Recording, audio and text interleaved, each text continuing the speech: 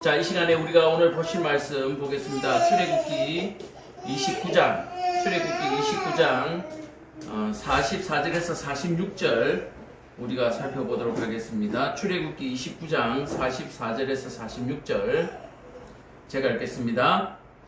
내가 그 회막과 제단을 거룩하게 하여 아론과 그 아들들도 거룩하게 하여 내게 제사장 직분을 행하게 하며 내가 이스라엘 자손 중에 거하여 그들의 하나님이 되리니 그들은 내가 그들의 하나님 여호와로서 그들 중에 거하려고 그들을 애굽 땅에서 인도하여 낸 줄을 알리라. 나는 그들의 하나님 여호와니라. 아멘. 자, 광고 말씀 드리겠습니다. 이제 이번 주 후반부터 본격적인 장마에 들어가죠.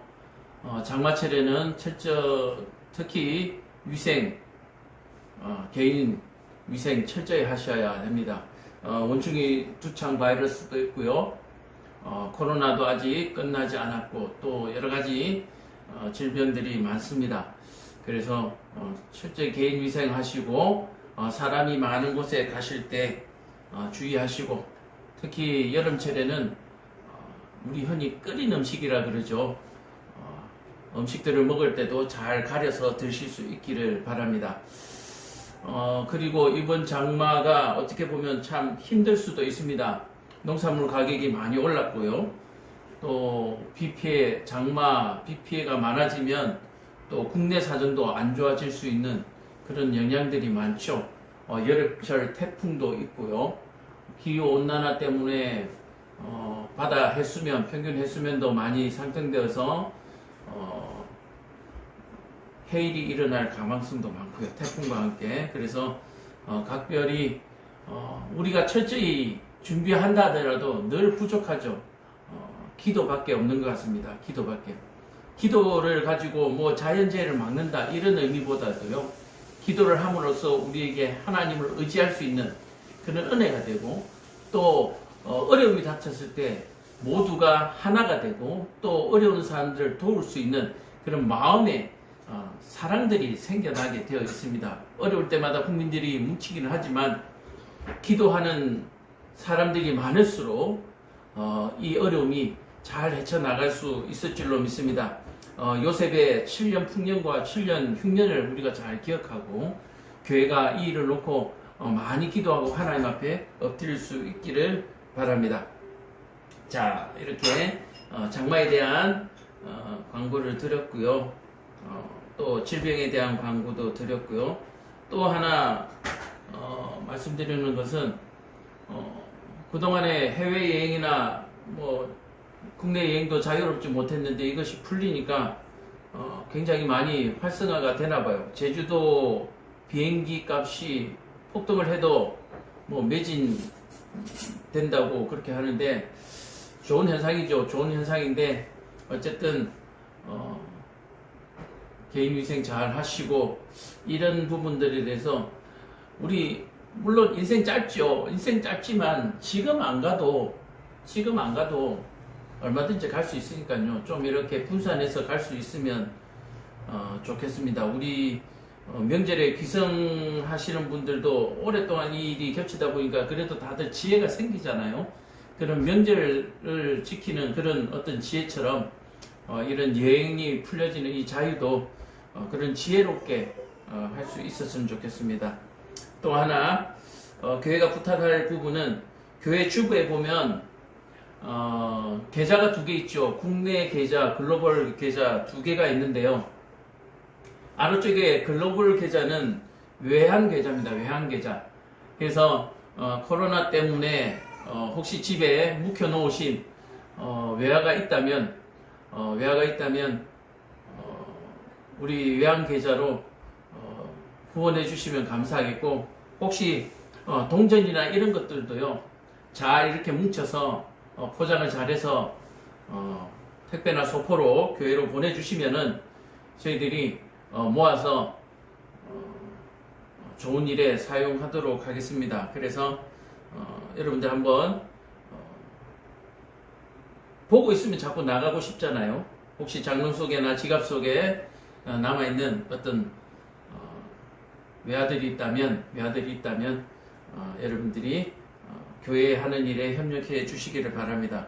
뭐 큰 금액 있는 것 달라고 하는 것이 아니고요. 달러로는 10불 이하 쓰기 참 애매하잖아요. 10불 이하. 다른 외아들도 마찬가지죠. 그 이하의 아주 작은 소소하게 남은 것들을 교회로 보내주시면은 귀하게 사용하도록 하겠습니다. 자, 이상 광고 말씀 마치고요. 이번 주에도 교회를 위해서 11조와 또 감사헌금 한 손길들이 있어서 기도하겠습니다. 사랑과 은혜가 충만하신 아버지 하나님, 교회를 사랑하고 하나님을 사랑하여 11조와 감사로 하나님께 예물 드리는 손길이 있습니다. 아버지 하나님께서 은혜 베풀어 주셔서 참으로 이 땅을 살아가는 동안에 하나님의 은혜 가운데 늘 거하게 하여 주옵시고, 참으로 하나님 주신 은혜를 날마다 감사하며 살아갈 수 있도록 은혜 베풀어 주옵시고, 어떤 환난과 어려움이 닥치고 고난이 닥치고 힘들고 어려운 일이 있더라도 늘 감사할 수 있는 저희들 되게 하여 드리는 손길들 되게 하여 주옵시고, 또한 하나님 그 믿음을 더욱더 붙들어 주셔서 참으로 하나님이 하시는 그 모든 일들에 순종하는 그러한 손길들 되게 하여 주옵시고, 가정에 복을 주시고 자녀에게 은혜 베풀어 주셔서 그 부모의 믿음의 유산이 자녀에게도 잘 계승되어질 수 있도록 주님 도와 주시옵소서.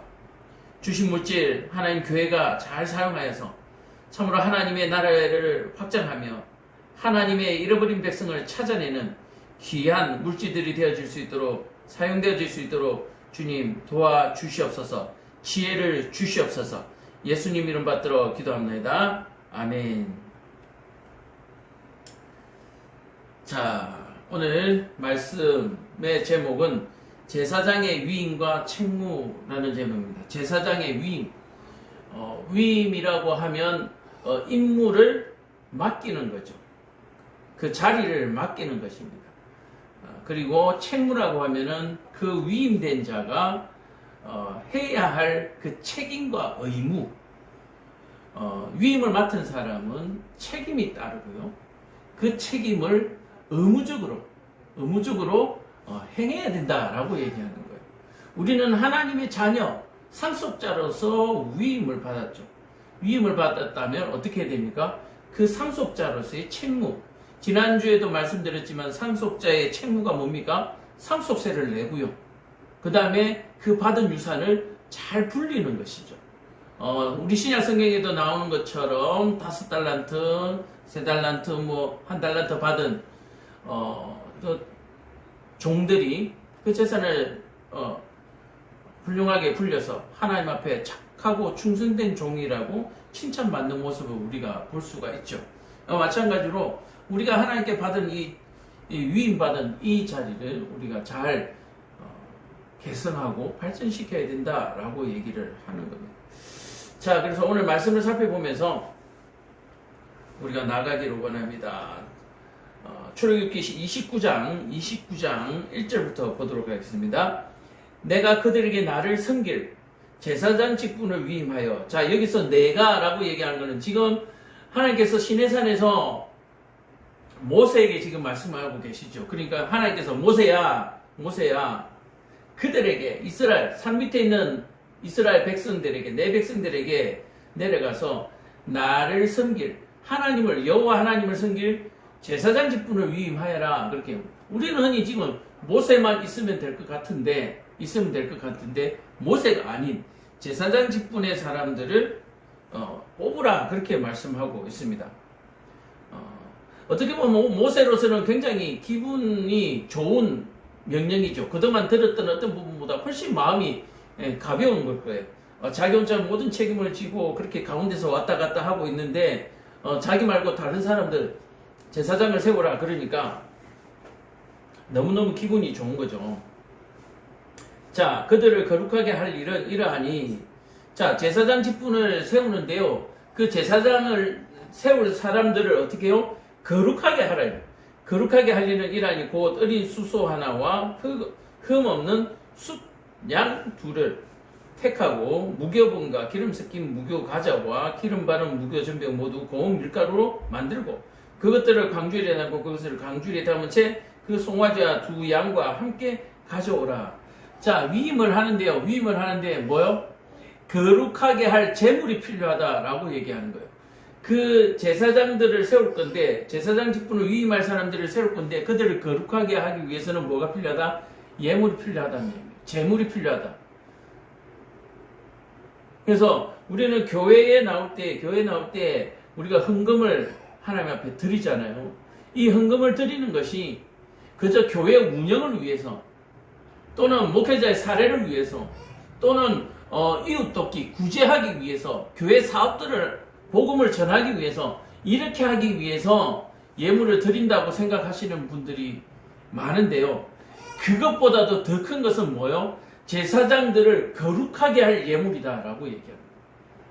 그래서 우리가 드리는 11조나 감사 예물이나 어떤 예물도 그 예물은 제일 중요한 예물, 모든 예물의 거의 99.9%가 그 예물에는 뭐가 중요하다고요? 그 예물을 통해서 우리가 거룩하게 된다는 얘기예요. 이후에 가는 내용을 통해서 여러분들이 그것을 꼭 염두에 두시고 예물을 드릴 때에, 헌금할 때에 여러분들이 그 마음을 순결하게 하시기를, 거룩하게 하시기를, 그리고 기쁨으로 또는 마음의 부담을 가지고 또 그 죄된 마음을 가지고 여러분들이 드릴 수 있기를 바랍니다. 뭐 이걸 해야 내 죄가 사해지고 거룩해지고 그런 부분은 믿음이 없는 사람들이 얘기하는 것이고요. 믿음이 있으신 분들은 그 예물을 드릴 때에 이 예물을 통해서 하나님이 나를 거룩하게 해주신다는 사실을 여러분들 꼭 기억하시기 바랍니다. 뭐 다른 그냥 편안한 의미로는 이렇습니다. 거룩이라고 하면 구별하다는 뜻이잖아요. 그래서 교회에 나와서 하나님께 예물을 드리는 사람은 뭡니까? 하나님께서 특별하게 구별하는 사람들이잖아요.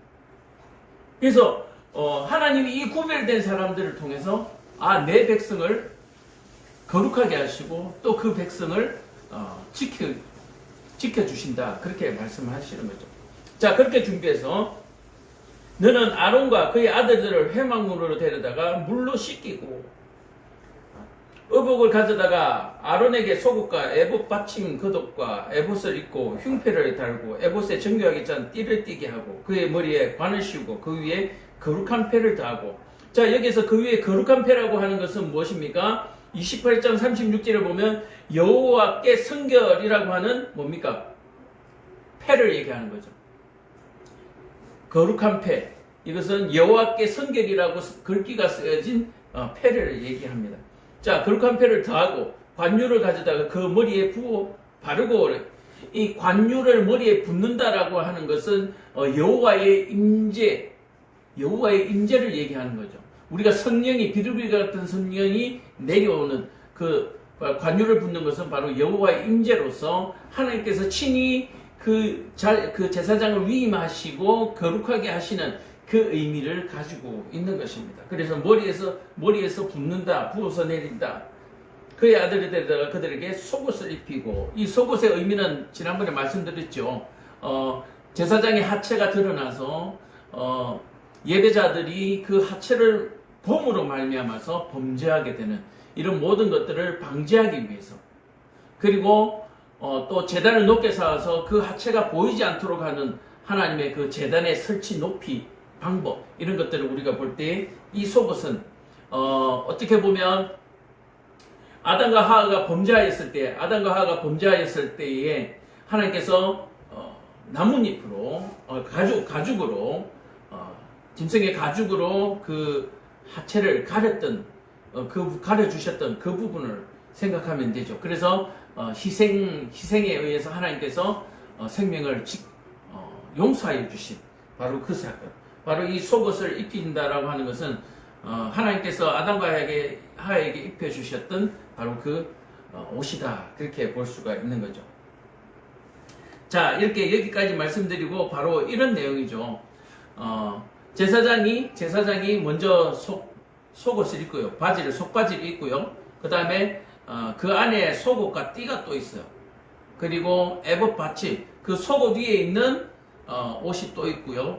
또 그 위에 에봇을 입고, 그 에봇을 또 에봇 띠를 두르고요.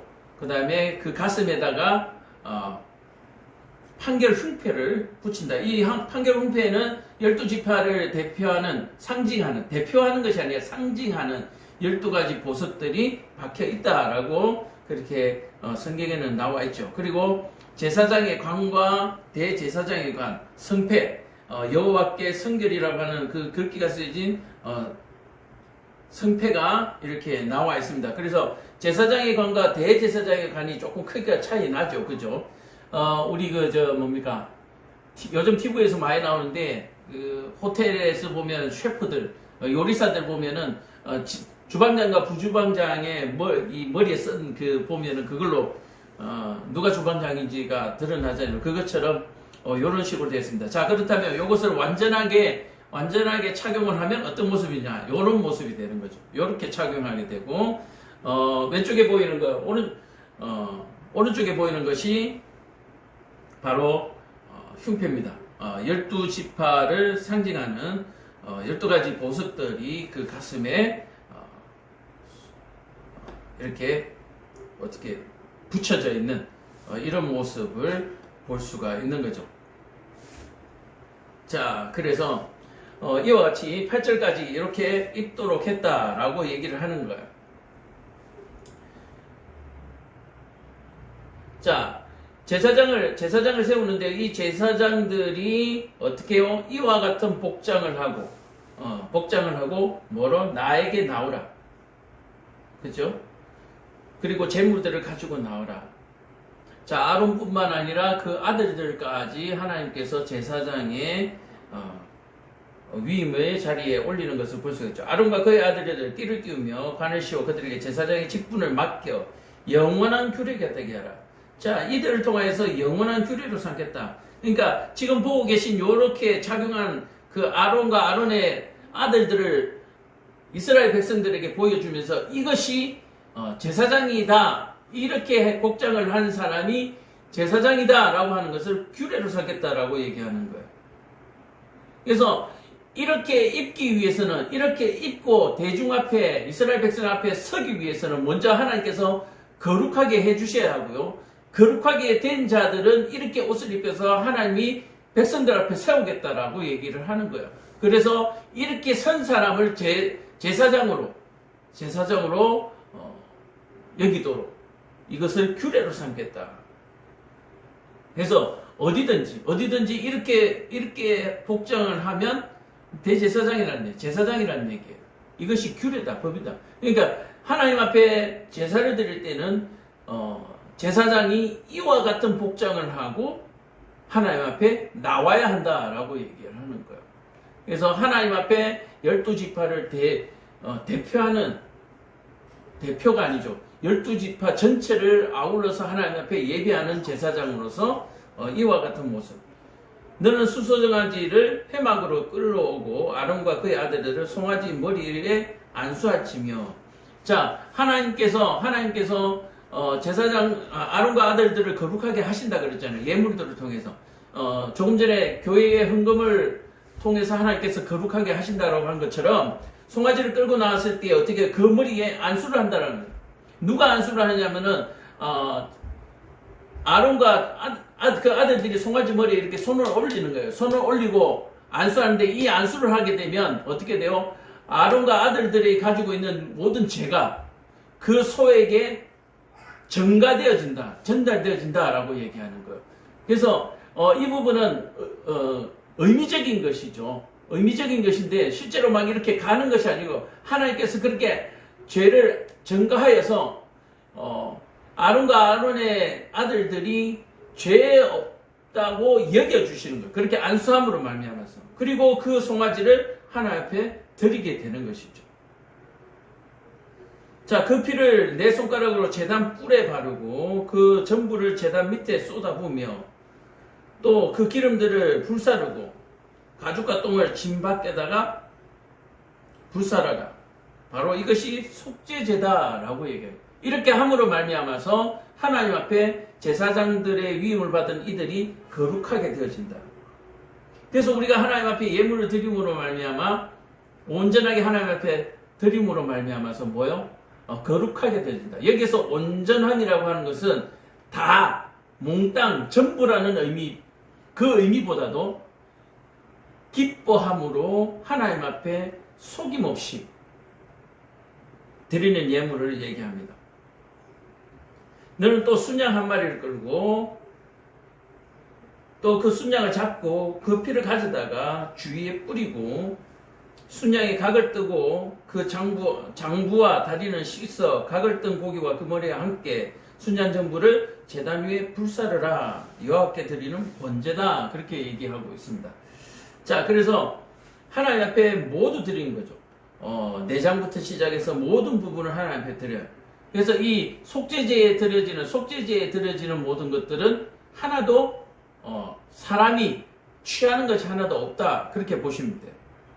왜요? 거기에는 우리의 죄가 다 전가되었잖아요. 우리의 죄가 다 전가됐기 때문에 완전히 그것이 하나님 앞에 드려지는 것이다. 그렇게 보시면 되는 거예요. 제사장의 묵도 없습니다. 여기에는. 그래서 이 이는 향기로운 냄새다. 이 향기로운 냄새다라고 하니까 야, 고기가 불에 타니까 그 냄새 죽이지 막 이런 생각을 하시는 분이, 이 향기로운 냄새라는 것은 뭐냐면 하나님께서 기뻐 받으시는 예물, 하나님께서 흡족하게 받으신다. 하나님이 기쁘게 받으신다라고 얘기해요. 이렇게 할 때 뭡니까? 온전하게 완전하게 그 마음을 다해서 하나님 앞에 드릴 때에 하나님께서 기뻐 받으신다. 기뻐 받으시는 예배, 향기로운 예물이다. 그렇게 얘기를 하는 거예요. 이 향기로운 예물이라고 하니까 야, 고기 타는 냄새가 엄청 먹음직스럽다. 침을 흘리시는 분인데 안 그렇죠. 여러분들 고깃집에 한번 가보세요. 그 고기 기름 쩐내가 얼마나 역겹습니까? 먹을 때는 맛있지만. 그렇게 이 향기로운 냄새다라고 하는 부분을 그렇게 이해하시면 하나님께서 기뻐 받으시는 예배가 되는 거예요. 흡족하게 받으시는, 드리는 화제다. 화제라고 하는 것은 불에 태워서 드리는 제사를 얘기하는 거죠. 자, 이렇게 해서 제사장과 아론과 아들들을 제사장으로 삼기 위해서 거룩하게 하는 과정이죠. 거룩하게 하는 과정입니다. 자, 여러분들이 우리가 지금 뭡니까? 하나님 앞에 예물을 드리고 흥건 기도를 하고 이런 과정들이 거룩하게 하는 과정이에요. 거룩하게 하는 과정. 자, 이렇게 거룩하게 해서 뭘 합니까? 하나님께서 뒤에 보시면 명령하시는 거죠. 법을 주시는 거예요. 그리고 이제는 너희는 이제 거룩하여졌으니 이 법을 지켜서 더 이상 너희에게 죄를 쌓지 말라. 그러니까 죄가 하나도 없는 상태고 하나님의 말씀대로 살아가면 더 이상 죄를 짓지 않게 되는 거죠. 죄가 없는 상태가 되는 거죠. 하나님께서 에덴 동산에서 하와와 아담을 처음 만드셨던 그 상태로 하나님께서 뭐 해주신다? 여겨주시는 상태가 되는 거예요. 그렇게 된 상태, 된 상태라고 말씀드려도 딱히 이렇게 구별해 드릴 수가 있을 것 같아요. 그렇게 된 상태가 되는 거예요. 지금 이 순간 말씀을 듣는 이 순간이 그렇게 된 상태예요. 그렇게 된 상태에서 지금 말씀을 듣잖아요. 그러면서 이제 그렇게 살아가면 되는 거예요. 근데 이 말씀을 듣는 중에 딴 생각 하시는 분들 있잖아요. 이분들은 뭡니까? 거룩해지지 않은 상태. 계속해서 말씀을 들으면서도 죄를 또 몸에 쌓아가는 그런 상태가 되는 거예요. 제3의 기도를 하고 제3의 선포를 하고 예물 기도를 드리고 이 거룩하게졌는데 말씀을 들으면서 아멘으로 받아야 되는 거예요. 아멘으로. 예, 그렇게 살겠습니다. 하나님 그렇게 안 되면 어떡하지? 이런 얘기가 아니라 하나님 제가 그렇게 살겠습니다. 그리고 하나님 도와주세요. 그 마음으로 우리가 말씀 받을 때 우리가 이 지금 아론과 아들들처럼 우리가 거룩하게 하나님의 백성으로 세워져 간다. 그렇게 말씀드립니다. 너는 다른 백성을 택하고 다른 순양을 택하고 아론과 그 아들들을 순양의 머리 위에 안수하였지만 너는 순양을 잡고 자, 소를 잡았어요. 그리고 속죄제로 드렸습니다. 그리고 난 다음에 하나님 앞에 순양을 통해서 예배를 드리는데 그 피를 어떻게 하는지 보면 깃불 귀에다 바르고요. 또 엄지, 오른손 엄지와 오른발 엄지에 바르고 그 피를 제단 위에 뿌리라 라고 얘기해요. 자, 이것은 뭡니까? 귀와 손과 엄지라고 하는 것은 손의 대표라고 볼 수가 있는 거죠. 엄지 발가락 하면 발의 대표라고 볼 수가 있는 겁니다.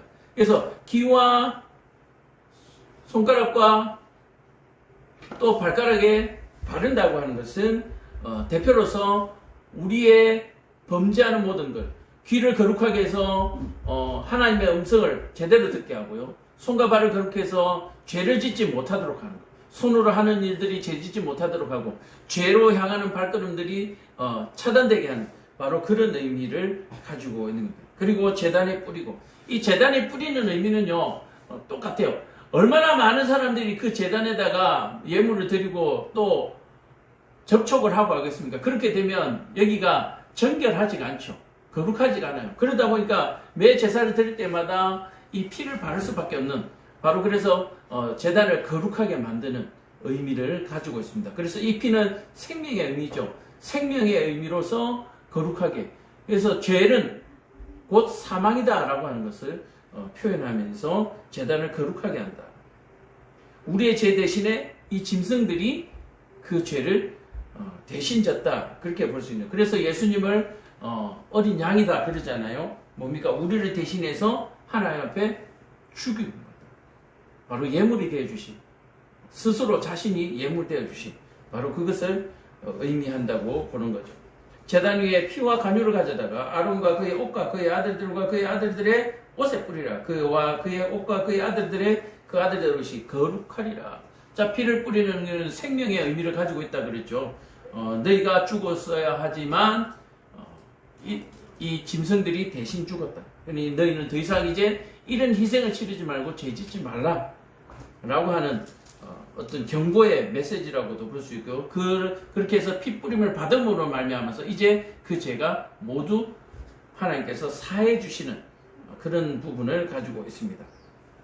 24절에 보면은 전부를 아론의 손과 그의 아들들이 손에 주고 그것을 흔들어 여호와 앞에 요제를 삼을지라. 이 요제라고 하는 것은 흔드는 의미를 가지고 있는데요. 곡식단이나 이런 것들은 가벼우니까 이렇게 흔들 수도 있지만 이런 어떤 짐승의 고기나 각을 뜬 것들은 이렇게 들어 올린다라고 보시면 되죠.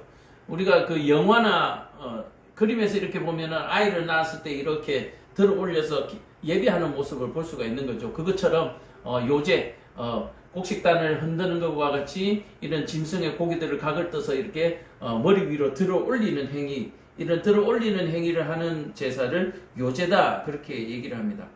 자, 그래서 그들의 손에서 가져다가 자 이렇게 들어 올려서 하나님께 요제를 드리고 그것을 가져다가 번제물을 더하여 불사르라. 그래서 그것을 이제 제사장이 받아서 어떻게 해요? 태워서 하나님 앞에 향기로운 냄새로 드리는 그런 제사를 얘기합니다. 26절 너는 아론의 위임식 순양의 가슴을 가져다가 여호와 앞에 흔들어 요제를 삼으라. 이것이 내 분깃이다. 자, 여호와 앞에 흔들어 요제를 삼으라. 이것이 내 분깃이다. 아까 저기 속죄제에서 나오는 것들은 하나도 남김없이 다 태워서 버리잖아요. 피도 똥이나 이런 것들은 또 진영 밖으로 버리고요 하는데 지금 이 순양의 제사에는 제사장의 몫이 따로 이렇게 주어지는 것을 볼 수가 있습니다. 자, 이것은 제사장의 몫으로 주어졌다는 것은 이것은 속죄제의 예물이 아니라 하나님과의 화목제에 해당하는 바로 그런 의미를 가지고 있죠. 그래서 그것을 나누어 먹기도 하고 하는 거죠. 이는 이스라엘 자손이 아론과 그의 자손에 돌린 영원한 분깃이요 거제물이니 곧 이스라엘 자손이 화목제의 제물 중에서 취한 거제물로서 여호와께 드리는 거제물이니라. 자, 이렇게 해서 소와 양의 제사를 끝내고 나면 어떻게 해요? 위임식 고기나 떡이 아침까지 남아 있으면 그것을 불에 사를지니 이는 거룩한즉 먹지 못할지니라. 자, 만나와 마찬가지로 이렇게 하나님 앞에 예물 드리고 서로 나누어 먹는 고기들은 아침까지 남겨놓지 말고 자, 다 나누어 먹고 나면은 나머지는 다 태워버리라. 그렇게 얘기하겠습니다. 35절부터 37절은 쭉 읽겠습니다. 너는 내가 내게 한 모든 명령대로 아론과 그의 아들들에게 이같이 하여 1회 동안 위임식을 행하라. 자, 7일 동안 위임식을 하는 거예요. 7일 동안 매일 수송아지 하나로 속죄하기 위하여 속죄제를 드리고 또 제단을 위해서 속죄하여 깨끗하게 하고 그것을 기름 부어 거룩하게 하라. 너는 1회 동안 제단을 위하여 속죄하고 거룩하게 하라. 그리하면 지극히 거룩한 제단이 되니 제단에 접촉하는 것이 거룩하리라. 자, 제단에 접촉하려면 거룩해야 돼요. 왜요? 거룩하지 않는 상태에서 제단을 접촉하거나 만지게 되면 죄를 얻게 되는 것이고 죄를 범하는 것이 되어서 그것은 죽음으로 벌을 받게 되는 것이죠. 자, 그래서 이 거룩하게 하는 것을 7일 동안 행한다는 거예요. 매일 속죄제를 드리고 또 이렇게 제단을 거룩하게 하고 또 나눈 고기들을 나눠 먹고 하는 걸 7일 동안 하는 거예요. 자, 내가 제단 위에 드릴 것은 이러하니라. 매일 1년 된 어린 양 2마리. 자, 한 어린 양은 아침에 드리고 한 어린 양은 저녁에 드리고 뭐 이렇게 제사를 드리는 제사장이 제사를 드리는 부분들에 대해서 계속해서 얘기하고 있습니다. 자, 제사장이 위임식을 받고 난 이후에 매일 하나님 앞에 드리는 이 제사에 대해서 어떻게 해요? 이제는 제사장이 할 일이 무엇인가를 지금 가르쳐 주고 있는 것이죠. 자, 그리고 30장을 넘어가면 너는 분향할 제단을 만들지니 곧 조각목으로 만들 때 하나님 앞에 드려지는 이 분향할 제단을 만드는데 분향은 그야말로 향을 피우는 단위죠. 이 향은 어떤 의미를 가지고 있냐면은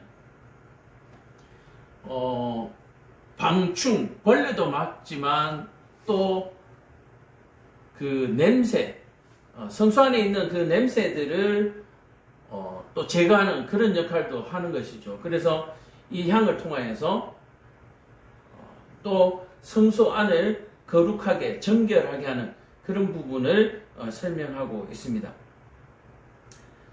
자, 그리고 분향단을 만들어서 그것들을 나무로 만드는데 다시 금으로 다 싸죠. 그것은 왜 그렇습니까? 향이니까 불을 피우잖아요. 불을 피우니까 나무는 타게 되니까 금으로 싸게 되면 나무가 타는 것을 막을 수 있고요. 그 제단을 정극의 위에 속죄소 맞은편 곧 정극의 앞에 있는 휘장 밖에 두라. 그 속죄소는 내가 너와 만날 곳이다. 그래서 이 만날 곳에서 이 향을 피우는데 저는 이렇게 이해했습니다. 우리가 고깃집에서 고기를 먹고 나면요, 그 냄새가 배잖아요. 제사장이 밖에서 번제물들을 제단에서 태우고 하다 보면 그 번제물을 피웠던 나무가 탄 그 탄 냄새와 또 고기가 탄 냄새들, 그런 냄새들이 그 몸에 다 배어 있을 거예요. 그런 상태에서 하나님께 이제 기도하기 위해서 죄를 구하고 또 사함받기 위해서 성소로 들어올 때에 그 냄새를 제거하기 위해서 아마도 왜 그러냐면 스스로도 냄새가 나면 집중이 안 될 거잖아요. 그죠?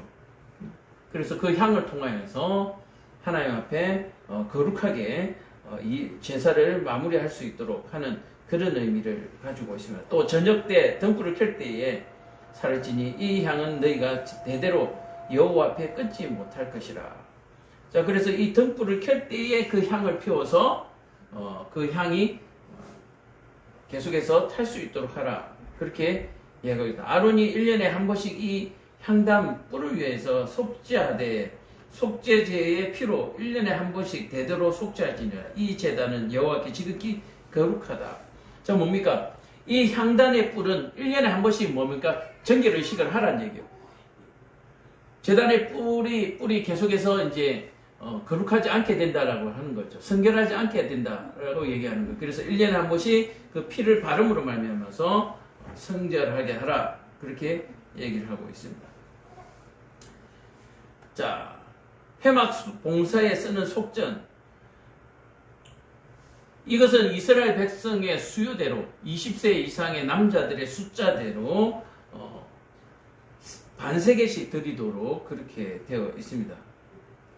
자, 그렇게 해서 그 반세개를 가지고 회막 안에 사용되는 그 봉사에 사용되는 그 모든 재원으로 삼는 것, 그렇게 너는 이스라엘 자손에게 속전을 취하여 해먹 봉사했으라. 이것이 여호와 앞에서 이스라엘 자손의 기념이 되어서 너희의 생명을 대속할 것이다.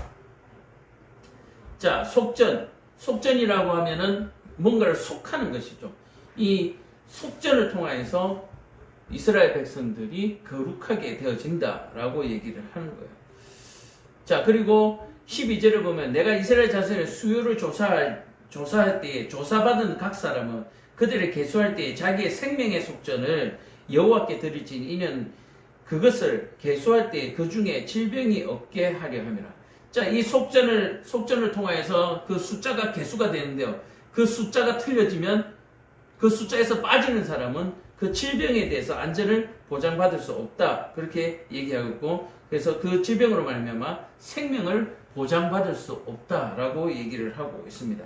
그리고 이 속전에 대해서는 가난한 자나 부자나 똑같이 드리도록 사용하고 있습니다. 왜냐하면 생명은 가난한 자의 생명이나 부자의 생명이나 똑같게 하나님은 공평하게 평등하게 보시기 때문에 그렇게 드리도록 하고 있습니다. 그래서 부자라고 많이 내고 가난하다고 적게 내고 그런 것은 속전이 아니다. 그래서 스스로 가난하다고 해서 만약에 속전을 줄여서 낸다든가 뭐 제사장이 받아주지도 않겠지만 만약에 이걸 속전을 줄여서 낸다면 자기 스스로 자기의 생명을 하찮게 여기는 것이 되는 거죠.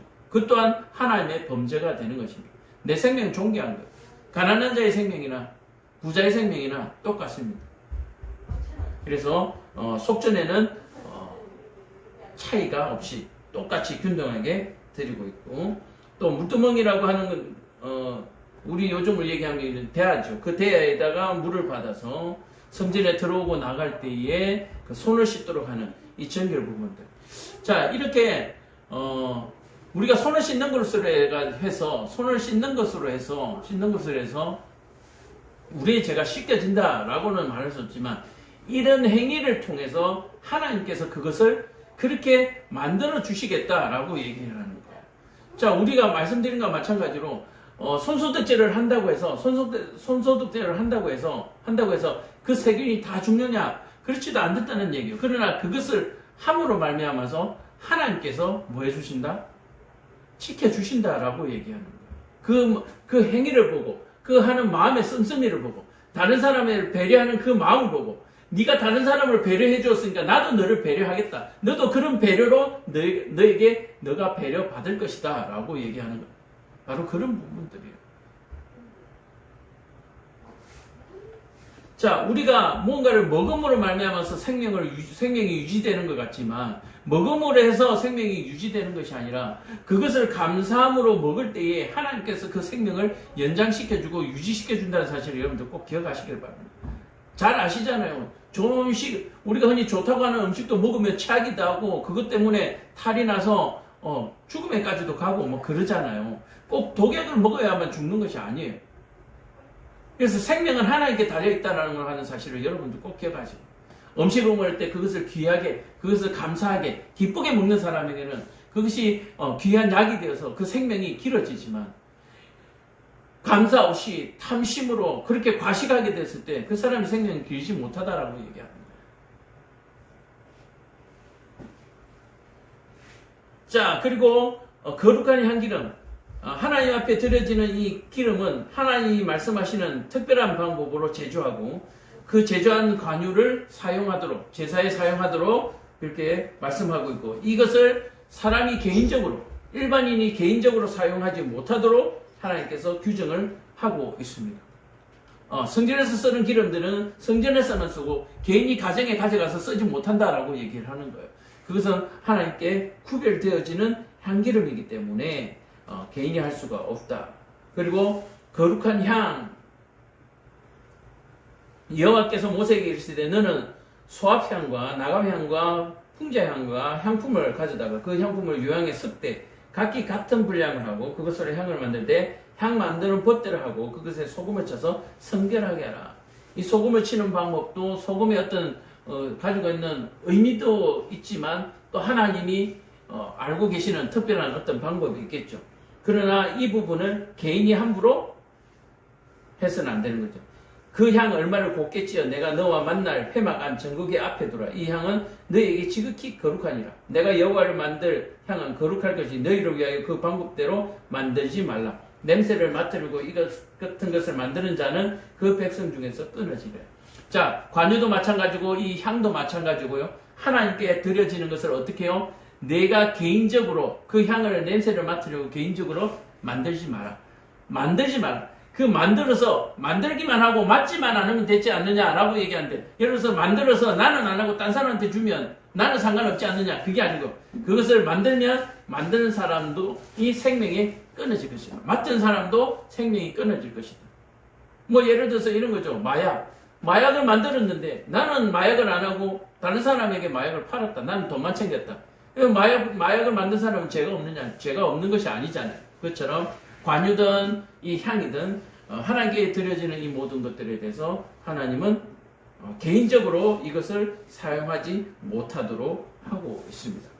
자, 그래서 오늘 우리가 보고자 하는 것은 바로 이 분향단과 제사장의 위임식을 통해서 우리가 그동안 구약 관통을 통해서 알고자 하는 내용이 뭡니까? 예수 그리스도죠. 예수 그리스도. 왜 예수님께서 우리에게 오셔야만 했는가? 그렇다면 이 제사장의 직분 위임식과 이 향단과 제단들을 이끌어가는 이 모든 것들이 예수님이 꼭 오셔야 하는 그 이유가 무엇인가? 라고 얘기하는 거예요.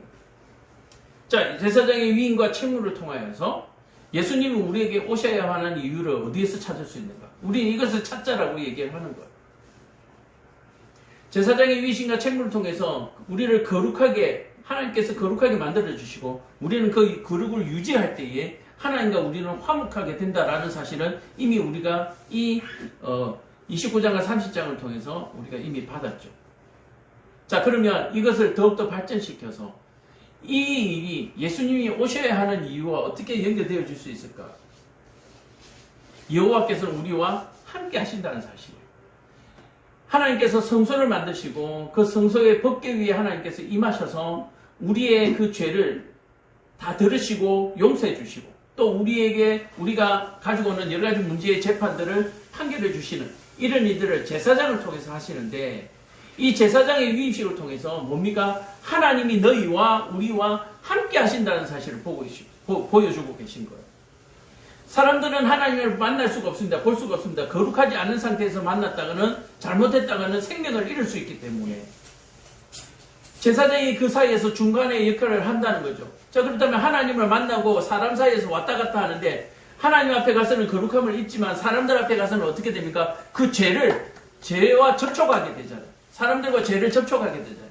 그러니까 제사장이 하는 일은 매일 나가서 사람들을 만났기 때문에 죄가 묻어왔습니다. 죄가 전염되어 왔어요. 자, 그렇다면 그 죄를 가지고 오는데 거룩하게 해서 죄 없는 상태를 만들어서 하나님께 들어와야 되는 거죠. 그래서 이 제사장이 얼마나 거룩해야 되는가를 보여주고 있는 것입니다. 그렇다면 우리가 하나님 앞에 예배드리는 자로서 제사장의 역할을 감당하고 있는데, 그렇다면 우리가 얼마나 거룩해야 되느냐라고 얘기합니다. 우리가 밖에 나갔다 들어올 때 손과 발을 깨끗하게 씻고 몸을 깨끗하게 씻고 또 그날 밤에 잠을 자는 것처럼 우리가 하나님 앞에 예배할 때는 이런 거룩함을 지켜야 된다는 얘기예요. 아침에 헐레벌떡 일어나서 예배를 드리는 것이 아니고 일주일 6일 동안 엉망진창으로 살다가 주일날 예배 드리는 것이 아니고 6일 동안에 이 정결한 삶을 살아야 하는 거예요. 정결한 삶. 어떤 정결한 삶입니까? 이 물로 씻고 기름을 붓고 하는, 향을 피우고 하는, 또는 이 번제물을 태우고 하는 이런 거룩한 삶을 살다가 주일날 하나님 앞에 예배 드려야 되는 거예요. 자, 이렇게 하는 이유가 뭡니까? 하나님이 여기에 계시기 때문에 그렇습니다. 하나님이 교회에 계시기 때문에 그렇습니다. 하나님이 우리의 삶 속에 살아 계시다는 거기 때문에 우리가 이 제사장 직분의 위임식에 제사장을 거룩하게 하는 이 모습을 통해서 하나님이 우리와 함께 계시다는 걸 보여주고 싶은 거예요. 그럼에도 불구하고 하나님은 보이지 않지 않느냐라고 얘기하니까 예수님께서 이 땅에 육신의 몸을 가지고 오신 거예요. 하나님은 너희들과 함께 이렇게 계시다라고 하는 걸 보여주는 거예요. 제사장을 거룩하게 하고 제사장을 이렇게 거룩하게 꾸민 이유가 뭡니까? 거룩한 하나님이 너희와 함께, 제사장이 너희와 함께 있는 것처럼 하나님이 너희와 함께 있다는 걸 보여주기 위해서. 그러나 제사장을 가운데 두신 이유가 뭡니까? 백성들이 하나님을 만났을 때 죽을까 봐, 그 죄 때문에 심판받을까봐, 죽을까봐 가운데다가 제사장을 세워놓는 거죠. 예수님을 가운데 세워놓으신 이유는, 예수님이 십자가를 지신 이유는 우리가 그 죄 때문에 죽을까 하여 예수님을 가운데 중재자로 세우신 거예요. 우리가 구약을 읽을 때 구약 그 자체로서, 그 행위로서 우리가 뭔가 거룩한 것을 찾으려고 하는데, 그 거룩함 속에서 숨어있는 것은 하나님이, 여호와 하나님이 우리와 함께 계신다. 아브라함의 하나님, 이삭의 하나님, 야곱의 하나님이 우리와 지금도 함께 계신다. 살아계시는 하나님, 그 하나님을 우리가 이 제사장 위임식을 통해서 깨달을 수 있기를 바랍니다. 그렇다면 우리의 6일 동안의 삶이 어떠해야 하는지, 또 이 거룩한 안식일이 어떻게 되어야 하는지를 우리가 깨달을 수 있는 거죠. 알게 되는 것이죠. 이것을 발견하지 못하면요, 교회를 병들게 합니다. 거룩하지 않은 상태에서 교회에 와서 교회를 거룩하지 못하게 만들고, 거룩하지 못한 예배를 드림으로 말하면 교회가 타락하게 만들고, 교회가 잘못된 것이 아닙니다. 하나님이 잘못된 것이 아닙니다. 거룩하지 않은 상태에서 이곳으로 들어오는 성도들이 잘못이죠. 그래서 이 세상이 잘못되는 것은 사실 아닙니다. 하나님의 백성이 잘못되는 것은 자기 탓이에요. 자기 탓. 하나님은 하나님의 백성이 아닌 사람에게 하나님이 관심 없으세요. 하나님은 하나님의 백성에게만 관심이 있습니다. 우리가 전도를 하고 우리가 복음을 전하는 일은, 혹시나 세상에 아직도 하나님의 백성이 남아있을까 하여 우리가 전도하는 것이지, 이 온 세상을 구원하는 것이 교회, 우리가 예수님 아니잖아요. 온 세상을 구원할 계획 하나님이 없습니다. 하나님은 하나님의 백성을 구원하시고 이 세상을 다시 새하늘과 새 땅으로 거룩하게 만들려고 하시는 계획을 가지고 계시다라고 얘기합니다. 그렇다면 하나님의 백성들에게 관심이 있는 이 하나님은 우리에게 뭘 요구하시냐? 오늘 이 제사장의 위임 시간에는 이 제사장 아론과 아론의 아들들처럼 우리가 이렇게 거룩하게 변화되기를 원하는 것이죠. 왜요? 우리와 함께 하시기 위해서. 내가 너희와 도저히 함께 할 수가 없는 거예요. 내가 너희와 함께 하고 싶지만, 내가 너희와 함께 하고 싶다고 같이 하면 너희가 죽는다는 얘기예요. 자, 보세요. 하나 간단한 얘기가, 여기 앞에 죄 지은 사람이 와가 있어요. 근데 계속해서 너 죄인이야, 죄 짓지만 너 죄 지으면 죽어. 어떻게 화목이 이루어질 수가 있겠어요? 법의 판결을 내려야 하는 판사가 앞에 죄인이 앉아있는데 그 어떻게 판결을 안 내리고 있을 수가 있느냐? 하나님이 우리를 거룩하게 원하시는 이유, 함께 하시기 위해서, 함께 있고 싶어서, 함께 있자고 거룩하게 하시는 거죠. 그래서 오늘 이 말씀을 통해서 제사장의 위임을 받는 저와 여러분 되기를 간절히 축원합니다. 우리 모두 이 제사장 아론과 아들의 아들들처럼 우리가 이렇게 거룩하게 위임되어야 될 줄로 믿습니다. 위임된 자는 일주일 동안 어떻게 살아야 합니까? 거룩하게 살아야 하는 거예요. 거룩할 뿐만 아니라 거룩하지 못한 사람들에게 권면하고, 거룩한 사람들에게 번제를 드리고, 하나님 앞에 다시 온전히 바를 수 있도록 계속해서 그 심부름 역할을 해야 되는 거예요. 섬김의 역할을 해야 되는 거예요. 섬긴다라고 하는 것이 밥 사주고 커피 사주고 옷 사주고 그게 섬기는 게 아니에요. 뭘 섬겨요? 하나님을 섬기라고요. 하나님을 섬기라고요. 하나님을 섬기는 거예요. 무엇이 중요한지를 알고 그렇게 거룩한 신앙생활을 하시는, 그리고 거룩한 제사장의 직분을 감당하시는 저와 여러분 되기를 간절히 축원합니다. 기도하겠습니다. 사랑과 은혜가